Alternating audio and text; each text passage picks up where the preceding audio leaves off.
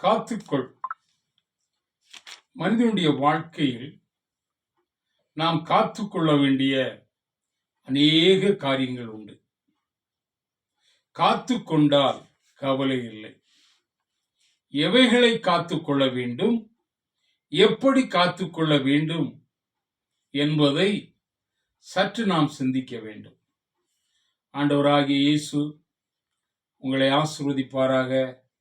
இயேசுவின் நாமத்திலே இந்த நல்ல நாளிலே உங்களை வாழ்த்தி வரவேற்கிறேன். தேவ கிருபை உங்களோடு கூட இருக்கட்டும். காத்து கொள்ள வேண்டும் என்று நான் சொன்னேன். எவைகளை காத்துக்கொள்ள வேண்டும்? உன் நடையை காத்துக்கொள். நடக்க வேண்டிய விதத்தில் நாம் நடக்க வேண்டும். நடக்கும் பொழுது அநேக நடைபாதைகள் உண்டு. நாம் சாலைகளில் கடந்து சென்றால் அங்கே ஒரு பாதை போட்டிருக்கும், இது நடப்பாதை, நடப்பதற்கு மட்டும் பிரயோஜனப்படுத்திக் கொள்ளுங்கள்.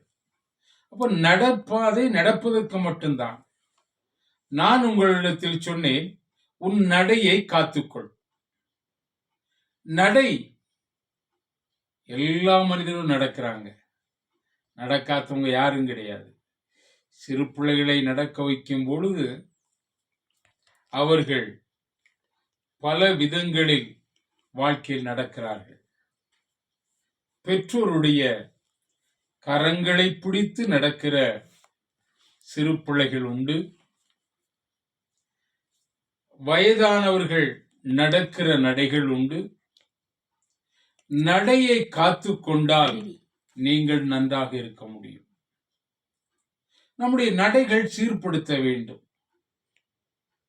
இங்கே நடக்கக்கூடாது என்று சில இடங்களில் பதாகைகளை நாம் பார்க்கின்றோம். நமக்கு நடக்கிறதுக்குன்னு ஒரு பாதை இருக்கு. வேதம் இப்படியா சொல்கிறது, வழிகளிலே நின்று பூர்வ வழி எவை என்று கேட்டு நல்ல வழியிலே நடவுங்கள். நாம் நடக்கிற நடையை காத்துக்கொள்ள வேண்டும். நடையை காத்துக்கொண்டால் உங்களுக்கு கவலை இல்லை. எங்கே போக வேண்டுமோ அங்கே போக வேண்டும், எங்கே போகக்கூடாதோ அங்கே போகக்கூடாது. நான் உங்களை பார்த்து சொன்னேன், உன் நடையை காத்துக்கொள். நடையை காத்துக்கொண்டால் நன்றாயிருப்பீர்கள். நடையை காத்துக்கொண்டால் நல்லவர் 4 பேர் உங்களை நல்லவர் என்று சொல்வார்கள். அந்த நல்லவர் என்ற நிலைமையிலே மாற்றப்பட எனக்கு அருமையானவர்களே, நடையை காத்துக்கொள்ளுங்கள். நல்ல பிள்ளைகளாய் நடங்கள், நல்ல பேரிடுங்கள்.